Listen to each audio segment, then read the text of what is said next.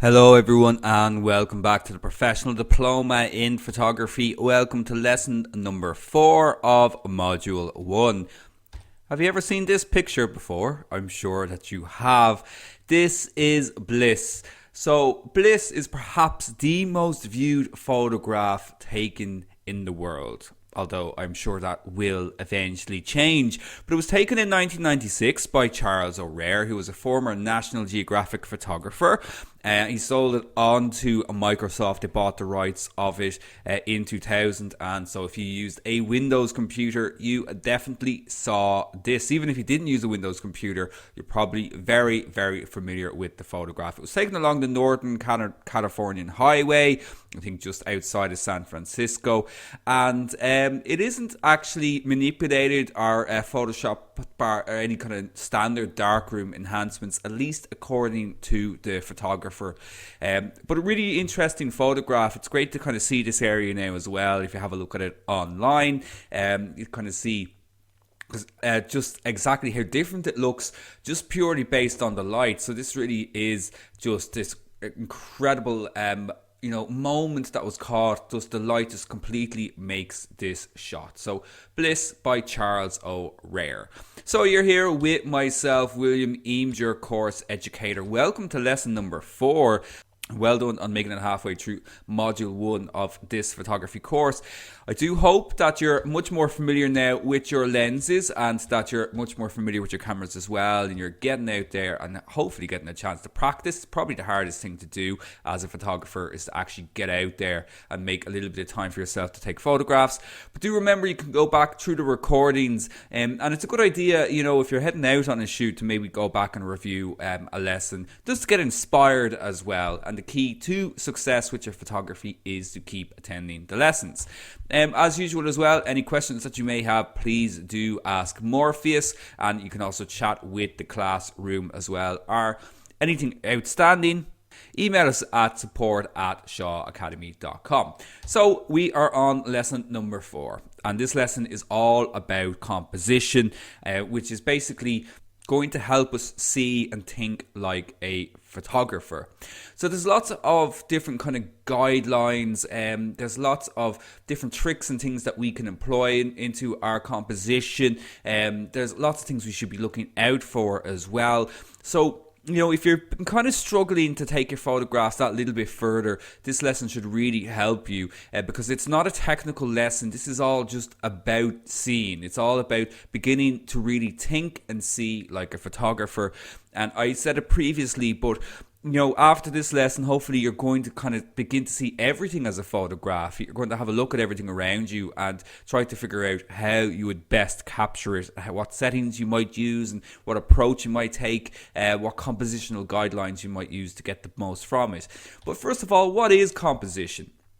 Well, think about that word composition. It sounds like compose, and I mean that's exactly what it is. You think about a composer, who's writing a piece of music.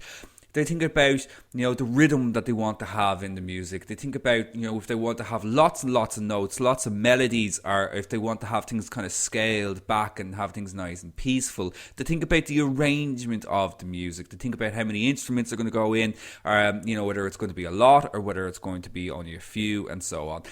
This is not a million miles away from this idea of composition when it comes to photography and indeed with art. We are composers of our photographs. We decide what goes into the frame and what gets left out of the frame. We're making a very conscious decision about what goes into the frame, what we're deciding that we want to show and express to the viewer. And that is what composition is. The recipe for good compositions, to get very quickly started, things to look out for is that you want to look out for lines. You want to look out for shapes. You want to look for form. And form is the configuration of something. It's how it's made up. Like, for example, a flower. We appreciate the beauty of a flower. We appreciate its form. Textures. So we look out for textures, patterns, colors, anything that's kind of visually interesting, and space, perhaps the most important of all, lighting.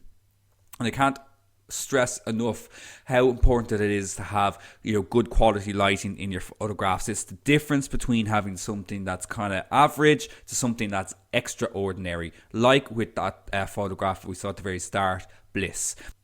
To help with our composition, as I mentioned, there's a couple of guidelines that we can follow, and I'm sure you're probably familiar with a lot of these already. We're not going to explore all of them because there's loads, but I'm going to look at the ones that I feel are the most important that you can start to use straight away to improve your compositions instantly, and that will add to your skills, will give you just something that you can use when you're out there if you're just struggling to find the shot. Now, something to also be aware of if you are struggling to find the photograph is that you're not going to get it first time. You need to explore your subject. So whatever it is you have decided to photograph, it's very unlikely that you're going to take a photograph, you're going to be at the right height, in the right place, with the lighting just perfect in one go. You have to explore the subject. The way to think about it is you are an explorer. Photographs are hidden and you are just trying to reveal them, you're just trying to find them, and that is what we try to do as photographers. Let's have a look at some examples of this. So this is so cool. So this is a contact sheet from Masayoshi Tsukita and David Bowie, 1977, when he was doing the shoots for his album Heroes, and this is a contact sheet from that, and it's just terrific to see the kind of process here. You can see the marks on the contact sheet. So contact sheets were this great thing where we used to lay down negatives directly onto photographic paper, and we were able to expose that paper then using the light, and we were able to create our contact sheet. And we were able to then, mark the images that we felt that we were going to print. So rather than printing off every single image from a roll of film, we just did this instead. A lot of people still do this to see which ones should be used. So you can see the kind of blue marks here on the potential shots, and it's kind of interesting to see what you consider these as being outtakes. Then you very much see the one that he decided to use, which is, of course, the photograph that was chosen in the end, being marked out. But it's so interesting just to see this. And obviously Bowie was incredibly used to being photographed as well, very aware of himself, and trying out these kind of different looks and that. It's just terrific. Similarly here as well, another incredibly famous photograph, Dorothea Lange's The Migrant Mother series. So perhaps one of the most iconic photographs of the 20th century. And you can see there's a couple of different versions. There's more to this story than just this single photograph. And I mean, these photographs are interesting in their own right, but they are nowhere near as strong as this truly iconic shot. So you can kind of see again the process here that was going on, that was happening, with this shot and with this series. And just two examples of the fact that you are not going to get the photograph in one. You need to explore, you need to interact, you need to communicate, with your subjects as well. And at the same time, you also need to become invisible. So if you are photographing people in general, that they become relaxed and they become vulnerable. And that's what there is in this series. There's a huge amount of vulnerability in that shot. So with that in mind, let's have a look at some compositional guidelines that we can use to improve our photographs. And the first one, you've probably come across it before, known as the rule of thirds. Now, it's not strictly a rule. As I mentioned, it is a guideline. There are no rules that you have to follow as such when it comes to composition. It is good to know of these guidelines. This is one that I use all the time myself. It's a really good fallback, and it's a really good place to start really when you are beginning to compose a photograph, the rule of thirds. So let's have a look at it in action. So let's break down this photograph. So with this shot, there's quite a lot going on here in terms of its composition. We can see here, we've got this kind of tonality happening through the shot. We have this kind of nice, very dark, contrasty image at the start. At the front here, the silhouette, I should say. And then we've kind of got this contrast that's kind of fading off in the mountains in the background. But look at the placement of the elements here in this photograph. We've got this kind of the end of this pier here with this kind of lighthouse or just pillar. We have this person sitting here, we have this person walking away, and we've got the lamps. Now, if we were to apply the rule of thirds to this is what we see. So basically, the rule of thirds it breaks down the photograph into 9 different sections, okay? And we want to try and arrange the photograph so that the main elements of the photograph fall somewhere either along these lines, along the vertical axes, or along the horizontal axes. And I got that mixed up, but I mean, so the horizontal axis obviously going across and the verticals going down. So as you can see, they don't have to fall exactly, where these kind of points intersect, but if they are quite close to them, it does help to balance out the photograph. So the rule of thirds. Very often, if you play around with the display option on your cameras, on your phones, you are going to see this grid come up, and it's just to help you to visualize it so that you can use it to compose. But you want to basically have your subjects somewhere falling near these lines, whether it's the horizontal line, whether it's the vertical line, or perhaps it's at the cross section of both. Let's have a look at a few more examples of this. So try to imagine the rule of thirds here. So obviously we've shot this in portrait format rather than landscape format, so we've shot it vertically, but you can almost see it straight away. You can just tell that the seal's head here just popping out from the water, it's like it's logically placed within the shot. If it was a central composition, probably wouldn't look too good. So if we apply our rule of thirds here, we can see the seal's head falls very much along that vertical and horizontal point. Okay, so there's a logical placement to it. It works with portraits as well. Absolutely, you can use it for portraits, and we don't also have to fill the frame, for this to work. So again, you can almost visualize it. You can imagine that grid in front of this photograph, and this gentleman placed towards the right hand part of the shot, and he's very much falling along that vertical line over on the right hand side. And we've got space here, but it doesn't look too empty. It looks well balanced, and again, there's just a certain logic to the placement of the person in this photograph by using the rule of thirds. We can also do this again, of course, with a portrait that's shot in portrait format as well. Here we've got a great example of it because the photographer has used light to create that kind of dark, that edge there instead. And again, you can see there's just kind of a logical placement there, with the positioning of this model, and the use of light here is very, very strong. So I recommend that if you haven't got it switched on and you're having some difficulty visualizing it, do switch on using the display or the info button on your cameras, the rule of thirds grids, so you can help better arrange the elements in your photograph. So remember, you want your subjects to be kind of falling either along the vertical or the horizontal lines, or perhaps even along the points where they intersect as well. Some other compositional techniques to have a look at, this one's a lot more straightforward, is symmetry. So pretty self-explanatory. Symmetry is when we have things that are symmetrical. They look the same on the right and the left hand side, or at the top and the bottom. Okay, so obviously this is a shot of the Brooklyn Bridge. I was there myself, have a very similar photograph to this. This isn't my one exactly, but I do have one very, very similar to it. It's a great location for symmetry. Let's have a look at another example. So here we've got the Eiffel Tower, and as you can see here, I've just overlaid this kind of symmetrical kind of grid here. So this is a good example of symmetry both on the top and the bottom, and on the left and the right hand side. So we've got this symmetry happening with the reflection of the Eiffel Tower in the water, but we've also kind of got this symmetry happening right down the middle as well. And the way this is just designed, like the garden is designed and the architecture is designed, it is already very symmetrical. So we've kind of got this repetition happening on both sides. So look out for symmetrical objects when you're out there photographing. Let's have a look at another example. So here, it isn't as obvious, but it is still symmetrical. And, architecture in general is great, for doing symmetrical photography. So we haven't got symmetry going across the top and the bottom, but we certainly have it going across from the left and the right. Right down the middle here, we've composed this photograph and we've got symmetry on the left and on the right. Now, another very well-known compositional tool are leading lines.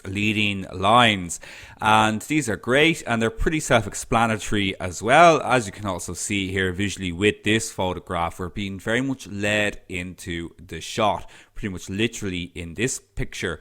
Let's have a look at some examples. Basically, with leading lines, we want to try and photograph something that brings us to a point, that essentially takes us on a journey. So we're the viewer and we want to be taken on a journey through the photograph, whether that's from the left to the right or something off in the distance. So let's have a look at this. We can very much see the leading lines in this shot because we've just got this bridge going right across and it brings us up to this point in the distance. We can also just see that very far away American flag. So it's just bringing us through the shot where everything kind of converges into a point. So our eyes are being led through the image. So as a photographer, we've made a very conscious decision here on where we want to draw the viewer's eye to. Let's have a look at another terrific example here. Really nice long exposure shot here on Westminster Bridge. And again, try to identify the leading lines in this. So there's quite a few of them, so let's break it down. So we have the bridge. So the bridge is bringing us through. We also have this kind of center, just a curb here. Just bringing us right through along these double yellow lines, or they look double red there. We have a lot of lines here because we also have the road markings. We have, of course, this bus that's going by here as well. It has to be a bus given the size of it. And all of these are creating lines which are bringing us right through the shot and bringing us to the center point of this photograph. And obviously then our eyes would be very much drawn and finishing here, at Big Ben. So leading lines, it helps to get quite low when you're doing this type of photography, because you can just get those like pathways, those curves like you can see here in this shot, and just draw the viewer's eye to a center point. Now, I've also mentioned another important compositional element a couple of times now here as well, and this is balance. Now, balance is a little bit trickier to understand than our kind of compositional guidelines, but balanced photographs are photographs that feel like all the elements that are in them have been arranged correctly, that our eyes are not getting lost in the photograph, or that our eyes don't know where to look. And it's a tricky one, but the best thing to do is to have a look at an example of it. So take a second to have a look at this photograph. Okay, so just think about where your eyes are going in this shot. Okay, so if we were to take a second to have a look at it, most likely our eyes are being drawn here to this lighthouse. Obviously, it is a point of interest in the shot, but the image has balance. So when we're actually looking at the photograph, we're probably also coming down along to the rocks here at the front. We have these really dark rocks over here on the left-hand side, and our eyes come back over to the lighthouse. So we take in the entire image. So we're having a look at the shot, and our eyes just feel like they're enjoying the whole photograph, and it just looks aesthetically pleasing. Let's remove one of the elements here. Let's do something like Lost and the island disappears. Okay, so any Lost fans out there, you'll know what I'm speaking about. So we've removed the island. Now look at the photograph again, and what do you think? Where are your eyes going now this time? So just pop it into Morpheus there. Where are your eyes being drawn to now in this photograph? And, my eyes are very much being drawn over to the left-hand side here, because tonally, these rocks, as well as being heavy in real life, they also are very, very heavy, just tonally, just visually, because they're much darker. And so our eyes end up being drawn over there, and the image it just doesn't work anymore. It's not balanced anymore. It's gone very heavy on the left-hand side. So if we bring back the island reappears again, and we find that the balance has been restored. We find that our eyes go around the entire shot here again, and they're not just being drawn over to the left-hand side. Now, balance doesn't always have to be just the arrangement of the compositional elements in the photograph. It can also be tonal balance. So here's a very famous photograph by a very famous photographer, probably the most famous photographer of the 20th century, Ansel Adams. And here you can see that the image is being balanced by the tones that are in the mountain, but they're being offset then by the balance in the lake, the reflection of that bright white tone in the lake. If you imagined that this lake here wasn't in the photograph, you'd find that your eyes were only drawn to the top part of the shot because they're so bright. This is just reflecting so much light. It's picking up so much light that this would just become, we wouldn't look at it. So there'd be nearly no point in including it in the photograph. But here we've got a balance here between the two because we've got this bright tone here in the lower part of the photograph as well, helping just to make our eyes go over the entire photograph. And balance can also be very subtle as well. I absolutely love this photograph. But here we can see that, we've got this kind of dark tree here at the bottom. We've a lot of space here in the photograph. There's a huge amount of space here in the shot. But we're kind of gradually being led up to the shot because of this lovely natural gradient. And we literally have a full stop here with the moon at the top. So our eyes go right up to that, and there's a nice kind of diagonal here happening as well between the tree and between the moon. So this is a really good example of using balance subtly.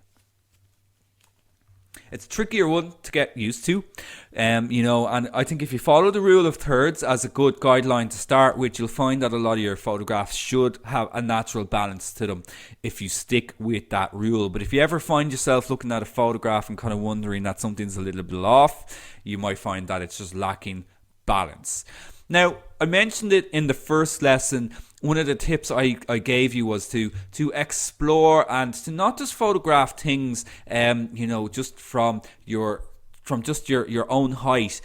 To get to move around and to change your point of view. Now, point of view is not the same as angle of view. So angle of view is when we're speaking about what our lenses can see. It's that range, that degree of view that our lenses can see. Point of view is simply where we're looking, essentially. So, obviously we can see here the photographer's gone very, very low to get this unique point of view of this dog. But let's have a look at some other examples. So here, just by simply looking up, we get this tremendous point of view of these redwood trees. I think they are. Correct me if I'm wrong. But it's just a unique way of looking at things. We get this great kind of pattern here. Our eyes are being led through into the center. Again, you've kind of got these leading lines bringing us through to the center of that photograph. And, this can only be achieved by looking up. And looking up can also kind of have a message to it as well. So if you ever want to learn about composition from just one photographer, Alexander Rodchenko would be the person to check out. Russian photographer, his angles for his photography just were so unique, and there was a lot of meaning behind them as well. So you should definitely check out Alexander Rodchenko. But have a look at this photograph, and what do you think when you look at this shot? Okay, so what kind of feeling do you get from this person when you look at this photograph? Now, very often students, kind of say to me there's kind of a melancholy to this girl's face and that. But I think that it's powerful. I think that she looks very, very determined. I think that there is a strength to her, and that's really brought out by this angle, by the angle that the photographer Alexander Rodchenko decided to shoot this subject from, this person from. And so do think about that when you're photographing people. If you're photographing them from above or from below, it can really change, I suppose, our perception of this person. Like, so for the example, the opposite then here, we've got somebody lying down on the ground, and this is a very relaxed, playful photograph, and that's what we get when we photograph somebody from above, is that you get this kind of playfulness, you get this relaxed vibe to the shot, especially if it's photographed something against like grass here, where it is kind of this idea of rest and relaxation. So photographing from above can kind of give us that impression, but it can also be a negative thing if it's done. It can also be kind of like we're looking down on this person, that because we're above this person, that we're actually in this position of power. So you do need to be aware of that as well when photographing people from above. Now, one of the most I suppose recent, I wouldn't say invention, but advances in photography is the use of drones.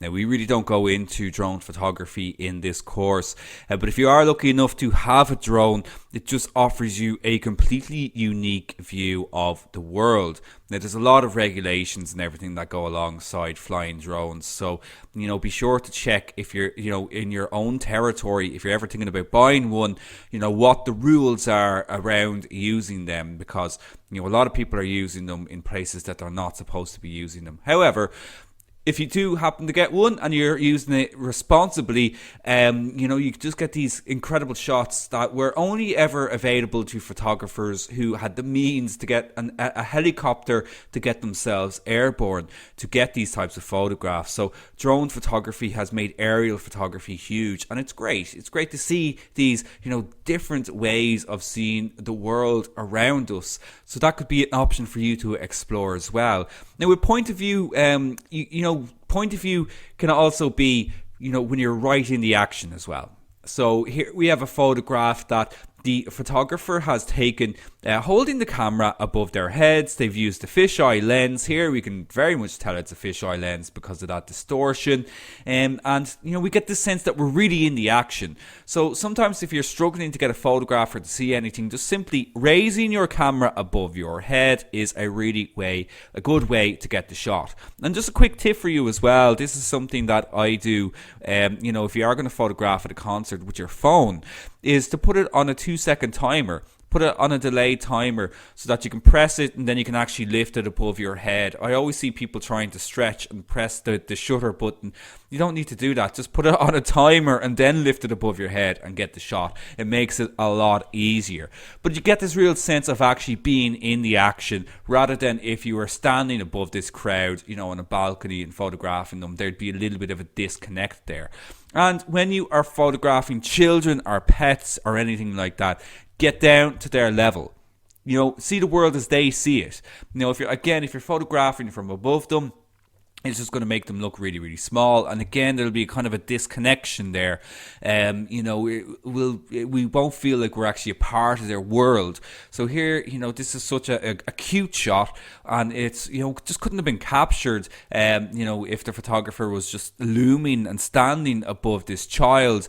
This way we're right in it, and we make that kind of connection there, and we can kind of feel and see the wonder here, with this child and the bubbles. Now, with this as well, all of our photographs, they don't have to be overly complicated too. Sometimes we can overthink our shots, and sometimes less is more. So do you think about simplicity? Think about just having very simple arrangements and compositions, like this photograph here. So this is about as simple as you can get. It's just a flower against a fairly nice pastel background. Now, this is really nice because the colors they complement each other so well because they're kind of pastel. But, the composition is kind of central. There's a lot of space here at the top, but it still works. It's just very, very straightforward photograph, but it's very appealing. There's almost a graphic kind of quality to it as well. It's almost a contemporary kind of photograph, but it's the kind of one that you'd also put on your wall. This is the kind of stuff that people hang because it's not overly complex, but it's still very visually appealing. And simplicity, works very, very well when we're doing long exposures. So this is a photograph from a lake in New Zealand, and very, very popular spot for photographers. What you're not seeing in this shot is the amount of photographers that are standing along the shoreline here, capturing probably the exact same photograph. But there's a serenity to this. Simplicity can help give a peacefulness, a harmonious kind of atmosphere and feeling from the shot. And there's a long exposure been done here as well to get the very, very silky effect to the water that just gives this kind of serene atmosphere to the photograph.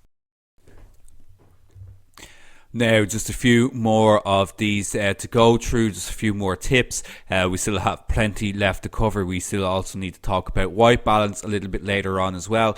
But some other things to have a look out for are shapes. So when you're out there photographing, go back to your basics in a way and start looking around for different types of shapes. So, for example, in this photograph here, the shape's very, very obvious. We have this circular spiral kind of pattern. Architecture, again, is great for looking out for shapes. Like in this photograph here from Hong Kong skyline, we've got a lot of triangular square shapes going on here. We've kind of got this like S shape going through it there as well, which just breaks it up a little bit too. So just look out for the most simple things and look out for shapes, and buildings are great for this as well. When you're doing that too, you'll probably also kind of come across a lot of repetition and patterns. So look out for patterns as well. Now, buildings are also great for patterns like in this photograph, but it can also be natural as well. It's like in this shot here from Tulip Fields somewhere in the Netherlands. We get this kind of natural pattern happening, and there's a nice kind of colour happening here in this photograph as well. You can also very much see the rule of thirds in play here and leading lines. So quite a lot going on in that photograph. And patterns can also be, I suppose, what we'd consider almost mundane objects as well, like these cinema seats. So look out for patterns, in wherever you happen to be as well. And closely associated with patterns is repetition. So repetition is when there is an object that is repeating. So the repetition here in this photograph are the hills. So these misty kind of hills just peeking up above the mist there. So we've kind of got a nice repetition here. It's a bit irregular, because the hills aren't all just in a row, but it still has that quality of repetition. And repetition can be a little bit more straightforward. Like here we have a repetition in the architecture here, in those lights hanging from outside this building. And you can see that we're just being drawn through the photograph by following these lights. And repetition, I suppose, also has this idea of uniformity to it as well. So this is a great photograph here of ballet dancers from Cornel Capa. Cornel Capa is Robert Capa's younger brother, who was a very famous photographer in his own right. But you can see here, there is this kind of repetition in these dancers practicing kind of the same moves. And it's just a wonderful photograph.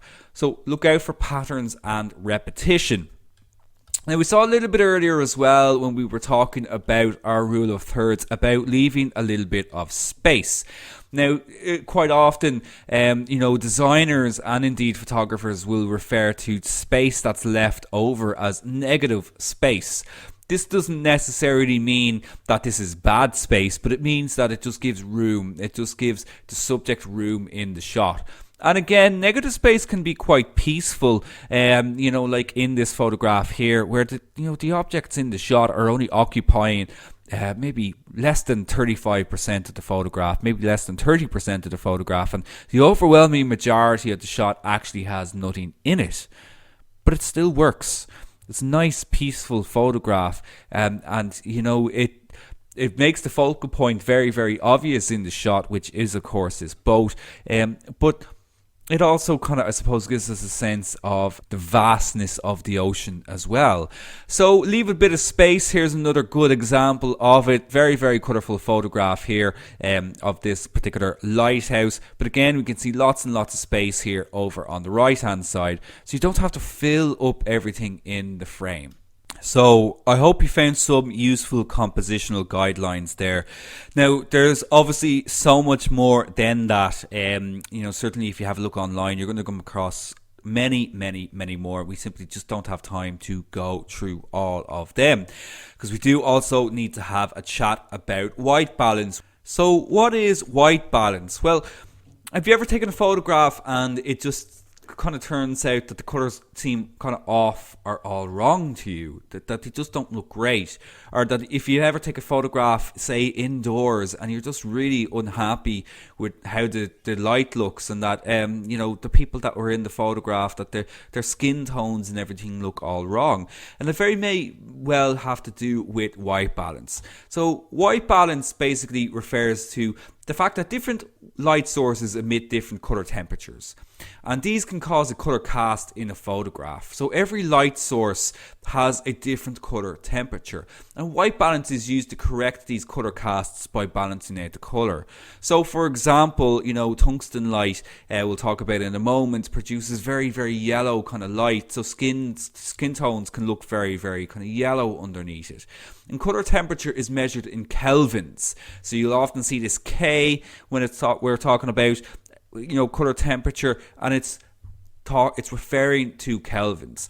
I suppose the best way to kind of summarize what white balance is if, now some people will know exactly what I'm talking about here, but if you do makeup, you'll know that you're trying to pick the correct shades for your skin tone. So for example, if you say, for example, you have quite red skin, you might pick a kind of makeup that has a little bit of a green tint to it, because it'll balance out your skin tone. So this is almost the exact same idea when it comes to white balance. These settings will kind of balance out any kind of casts that are created by whatever particular light source that we happen to be photographing under. So you can see them here. I won't read them all out, but auto white balance generally will always do a great job for us. The camera will automatically try to figure out what the lighting source is that we're photographing under, and it will correct for that by using auto white balance. But there are times where it's going to get it wrong, and we need to know how to change it ourselves. But we can also use white balance as a creative tool as well. So while it can remove color casts from our photographs, maybe we actually want to add a particular color cast to a shot to change the mood of the photograph. So let's have a look at some examples of it. So the first thing to kind of understand is that with white balance, as I mentioned, it's trying to balance it out by either adding a warm or a cold tone to the shot. So for example, as you can see here, the tungsten is adding kind of a cool tone to the shot, because tungsten light actually gives off a very warm color. So to offset that, when we choose our tungsten setting, it'll actually give us a cold looking photograph. And similarly with shade. So shade will actually usually give us a very warm looking shot. So to kind of balance that out, when we choose the shade option as our white balance, it's going to add coolness to the photograph. So it gives us the opposite to help balance things out. Let's have a look at some more examples of this to make a little bit more sense of it. So here we have what we would call daylight. So when I refer to daylight is essentially the exact middle when it comes to our Kelvin temperatures. So Kelvins go from 0 to 10,000 Kelvins on the scale. And daylight is in the center, and this is white light. This is what we call neutral balanced light. There's no color cast in it, and we can see that very much in this shot. And we know that there's no color cast in it because look at the whites. Look at the neutral tones, look at the greys, look at the blacks. Now it's probably harder to identify in the greys and the blacks, but with the whites, you can see that there isn't any particular kind of color cast to the shot. We don't see any kind of reds or yellows or greens or blue or anything like that in the photograph. So this is a balanced shot. And in general, when we're photographing using the auto white balance, it's striving to get a neutral balance to the image. So it's typically going to fall in and around that kind of daylight preset that's available to us on our cameras. Let's have a look at an example where the white balance needs to be corrected. So here we've got a photograph of an office, And we can see here that we've kind of got fluorescent lighting. Now, fluorescent lighting is a bit of a tricky one because it kind of gives us this kind of aqua-y, kind of blue, kind of green type of cast that should be very much seeable in the photograph. Now, if you're having trouble seeing it, it might be to do with the device that you're watching it on. But there is definitely a colour cast here in the shot. And we can tell that very much because we can see that the white parts of the photograph, they look a little bit cold. So in this case, what we would do is that we would select our fluorescent setting. And this is going to help to correct that light by just warming up the photograph a little bit and neutralizing that coolness. Now, I should have mentioned a little bit earlier that, you know, the Kelvin scale, it is a little bit unusual in that lower temperatures, lower color temperatures actually produce warmer looking tones, warmer looking colors, and colder temperatures actually produce bluer and colder lights, like you can see here on the scale. So just in case you're wondering, that is actually correct. We go from warmer tones with lower numbers into higher numbers which are cooler.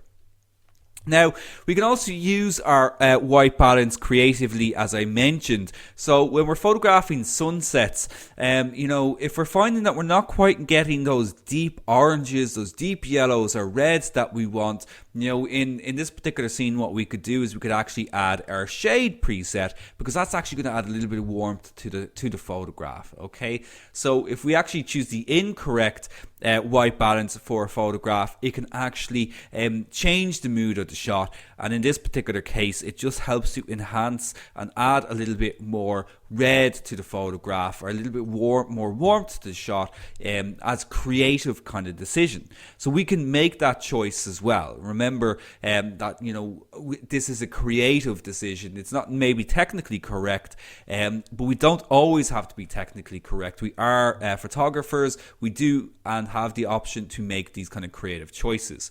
Finally then, you know, for something like this, we have a much colder color temperature. So snow is in and around 8,000 kelvins. It's very cold looking, as you can see here. And it might be difficult again here to see it, but there's a little bit of a blue hue, a bit of a blue color to this shot. And this is where things can get a little bit subjective. So obviously with snow isn't blue, snow is white. And there is a little bit of blue in the shot. And we might decide then, well, that's okay because I want this coldness to come through in the photograph. It's a picture of snow, but technically, again, it's not correct. So here we would probably very much be using something like daylight temperature to correct that. And you can see here the difference is quite staggering. So if I just go back there, that's the original photograph. Okay, and it might have looked fine, but when I actually remove that and I add my daylight temperature to it to balance out the light, the colours look much more correct. But again, this is quite subjective. You might prefer the colder version of the shot because it gets across the fact that this is a cold photograph, this is a cold place, compared to this one here, you know, which is still a nice photograph, but it's maybe just become a little less interesting. So again, these are decisions that you need to make, you know, with your composition as well. You also need to consider the colors in your shots. Now, in module 2, we're going to talk a lot more about colors, so we will be revisiting this subject in much greater detail, but it is important now to be aware of it, and it should be important what white balance is. Do experiment with it, you know, do play around with it, just change the different settings. You know, you could photograph the same subject using different white balance settings to see what results you get, but I do recommend sticking with the auto white balance for now. So on that note, that is the end of this lesson. So I do hope that you enjoyed it, and I really do hope that you got something from it that you're now going to be able to use with your photographs straight away. Certainly the rule of thirds is a really good place to start, but lots of other ideas, lots of other things there for you to consider and to look out for. What's coming up in the next lesson? We are going to really start taking control over our photography because we're going to learn all about shutter speeds. So this is one part of our exposure triangle.